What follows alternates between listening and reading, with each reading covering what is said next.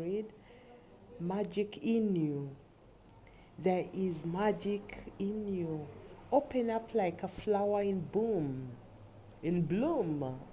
Open up your magical gifts. Openly share your smiles. Generously share your hugs.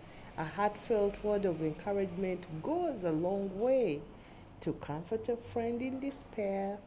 The touch of your hands reminds us you still care. Open the petals of your life. Allow the bees to receive your nectar, the bees to the nectar, the pollen to the bees.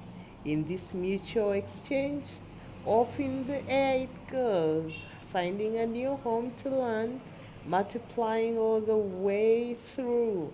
So is the cycle of life. Being universe, being human, being plants, being animals, being the invisible creatures that our eyes cannot see. The cycle of life is always moving. Just because you can't see or feel a thing doesn't mean it's not moving you. Drop the resistance, move with life itself. Open up your gifts and let the magic flow. Magic in you. You are the miracle.